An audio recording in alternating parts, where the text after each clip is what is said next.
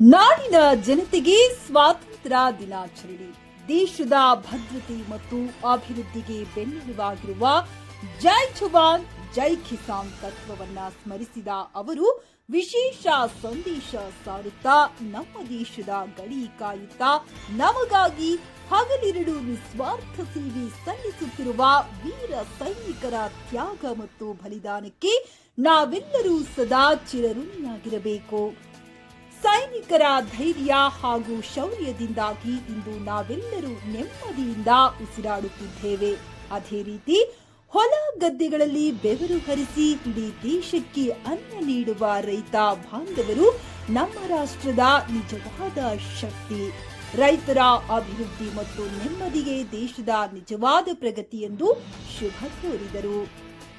ಹೇಮಗಿರೀಶ್ ಹಾವಿನಾಳ, ಮಾಜಿ ವಿರೋಧ ಪಕ್ಷದ ನಾಯಕರು, ಜಿಲ್ಲಾ ಪಂಚಾಯಿತಿ ಗದಗ್, ಮಾಜಿ ಎಪಿಎಂಸಿ ಸದಸ್ಯರ ಮೊಂಡರಗಿ, ಬಿಜೆಪಿ ಮುಖಂಡರು ಮುಂಡರಗಿ. ನಮಸ್ಕಾರಗಳು.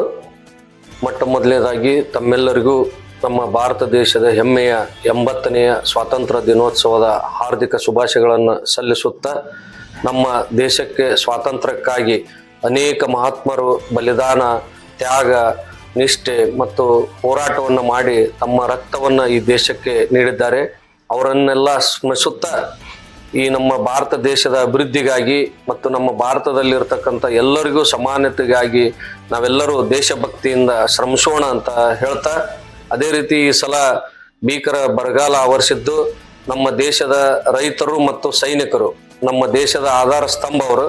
ಆ ರೈತರಿಗೆ ದೇವರು ಒಳ್ಳೆಯ ಮಳೆ ಬೆಳೆಗಳನ್ನು ನೀಡಿ ಅವ್ರಿಗೆ ಒಳ್ಳೆಯ ಜೀವನವನ್ನು ಕಟ್ಟಿಕೊಳ್ಳಲು ದೇವರು ಆಶೀರ್ವಾದ ಮಾಡಲಿ ಎಂದು ಪ್ರಾರ್ಥಿಸುತ್ತಾ, ಈ ದೇಶಕ್ಕಾಗಿ ತ್ಯಾಗ ಬಲಿದಾನ ನೀಡಿದ ಮಹಾನ್ ನಾಯಕರ ಆತ್ಮಕ್ಕೆ ನಮನಗಳನ್ನು ಸಲ್ಲಿಸಿ ತಮಗೆಲ್ಲ ಸ್ವಾತಂತ್ರ್ಯೋತ್ಸವದ ಶುಭಾಶಯಗಳನ್ನು ತಿಳಿಸುತ್ತೇನೆ. ನಮಸ್ಕಾರ.